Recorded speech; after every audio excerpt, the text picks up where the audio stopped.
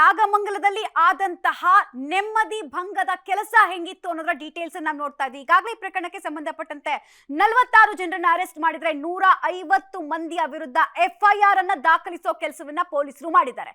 ಹಲವು ಸೆಕ್ಷನ್ಗಳನ್ನ ಈ ಎಫ್ಐಆರ್ ನಲ್ಲಿ ಉಲ್ಲೇಖಿಸಿದ್ದಾರೆ. ಹಾಗಾದ್ರೆ ಇದಕ್ಕೆ ಸಂಬಂಧಪಟ್ಟಂತಹ ಡೀಟೇಲ್ಸ್ ಬರ್ತಾ ಇದೆ, ನೋಡ್ತಾ ಹೋಗೋಣ.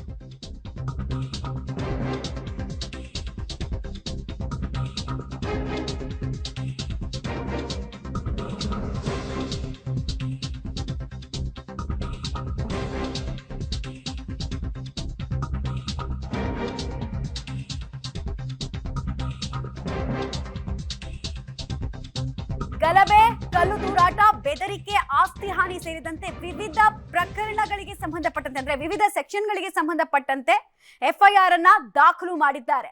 109 ಸೆಕ್ಷನ್ ಏನ್ ಹೇಳುತ್ತೆ ಅಂತ ಹೇಳಿದ್ರೆ ಪ್ರಚೋದನೆಯನ್ನ ಗಲಭೆಗೆ ಕೊಟ್ಟಂತಹ ಸೆಕ್ಷನ್ ಅನ್ನ ಕೂಡ ಹಾಕಿದ್ದಾರೆ. ಅದೇ ರೀತಿ 16 ಸೆಕ್ಷನ್ಗಳನ್ನ ಹಾಕೋದ್ರ ಮೂಲಕ ಗಲಭೆಕೋರರಿಗೆ ಪಾಠ ಕಲಿಸೋದಕ್ಕೆ ಪೊಲೀಸರು ಮುಂದಾಗಿದ್ದಾರೆ. 56 ಜನರನ್ನ ಇಲ್ಲಿ ತನಕ ಪ್ರಕರಣಕ್ಕೆ ಸಂಬಂಧಪಟ್ಟಂತೆ ಅರೆಸ್ಟ್ ಮಾಡಿದ್ದಾರೆ. ಒಟ್ಟು 150 ಮಂದಿ ವಿರುದ್ಧ ಎಫ್ಐಆರ್. ಉಳಿದವರನ್ನ ವಶಕ್ಕೆ ಪಡೆಯೋದು ಯಾವಾಗ ಅನ್ನೋದು ಪ್ರಶ್ನೆ. ಇನ್ನೊಂದು ಕಡೆಗೆ ದಾಂಧಲೆ ಮಾಡಿದಂತಹ ದಾಳಿಕೋರರ ದಾಂಧಲೆ ಪ್ರತಿಯೊಂದು ದೃಶ್ಯಾವಳಿಗಳಲ್ಲೂ ಕೂಡ ಸೆರೆಯಾಗಿದೆ. ಈ ಸಿಸಿಟಿವಿ ಫುಟೇಜಸ್ ಅನ್ನ ಆಧರಿಸಿ ಇಲ್ಲಿ ತನಕ 56 ಜನರನ್ನ ಅರೆಸ್ಟ್ ಮಾಡಿರೋದು. ಇನ್ನುಳಿದವರ ಬಂಧನ ಯಾವಾಗ ಅನ್ನೋದು ಪ್ರಶ್ನೆ.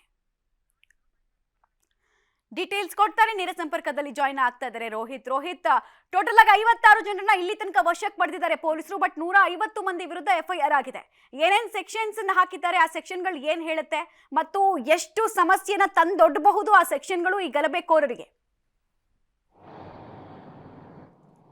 ಸದ್ಯ ಮಮತಾ ಏನು ಈ ಒಂದು ದಂಧೆಯಲ್ಲಿ ಭಾಗಿಯಾಗಿದ್ದಾರೆ ಎನ್ನಲಾಗ್ತಿದ್ದಂತಹ ಒಂದಷ್ಟು ಮಂದಿಗಳನ್ನ ಈಗಾಗಲೇ ಬಂಧನ ಮಾಡಿರುವಂಥದ್ದು. ಅದರಲ್ಲಿ 53 ಜನರನ್ನ ಈಗಾಗಲೇ ಅವರ ಅಡ್ರೆಸ್ ಮತ್ತೆ ಅವರ ಹೆಸರನ್ನ ಕೂಡ ಕಂಡಿಡಿದು ಅವರನ್ನ ಬಂಧನ ಮಾಡಲಾಗಿದೆ. ಅದರ ಜೊತೆಗೆ 150 ಮಂದಿಗೂ ಹೆಚ್ಚು ಜನರು ಕೂಡ ಈ ಒಂದು ಪ್ರಕರಣದಲ್ಲಿ ಭಾಗಿಯಾಗಿದ್ದ ನಿಟ್ಟಿನಲ್ಲಿ ಅವರ ಮೇಲೂ ಕೂಡ ಎಫ್ಐಆರ್ ದಾಖಲಾಗಿದೆ.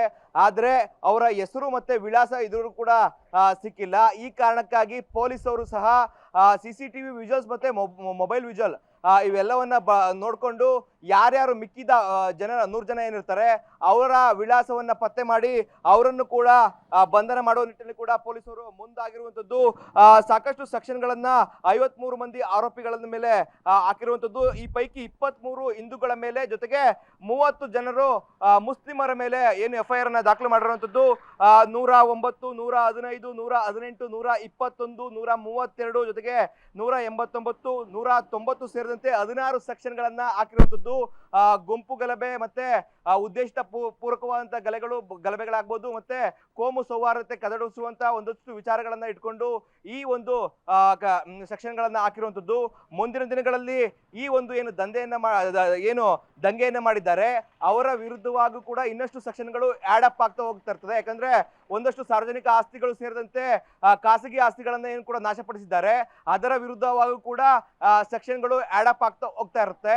ಆ ನಿಟ್ಟಿನಲ್ಲಿ ಇವ್ರಿಗೆ ಕಾನೂನು ಕಂಟಕ, ಇವರು ಜೀವನ ಇರುವ ತನಕನೂ ಕೂಡ ಇರಬಹುದಾಗುವಂತ ಸಾಧ್ಯತೆ ಕೂಡ ದಟ್ಟವಾಗಿದೆ. ಯಾಕಂದ್ರೆ ಈ ಸೆಕ್ಷನ್ಗಳು ಅಷ್ಟು ಸ್ಟ್ರಾಂಗ್ ಆಗಿರುವಂತದ್ದು. ಸದ್ಯದ ಪ್ರಮಾಣವಾಗಿ 53 ಜನರನ್ನ ಪೊಲೀಸರು ಬಂಧನ ಮಾಡುವಲ್ಲಿ ಯಶಸ್ವಿ ಆಗಿದ್ದಾರೆ. ಇನ್ನ ಉಳಿದಂತವರ ಸೆರೆಗೂ ಕೂಡ ಕಾರ್ಯಾಚರಣೆಯನ್ನ ಪೊಲೀಸರು ಮುಂದಾಗಿರುವಂತದ್ದು. ಇದರಿಂದಾಗಿ ನಾಗಮಂಗಲ ಪಟ್ಟಣದಲ್ಲಿರುವಂತಹ ಸಿಸಿ ಕ್ಯಾಮೆರಾ ವಿಜುವಲ್ಸ್ ಏನಿದಾವೆ ಅದನ್ನ ಮೊದಲನೇದಾಗಿ ಪರಿಶೀಲನೆ ಮಾಡ್ತಾ ಇದ್ದಾರೆ.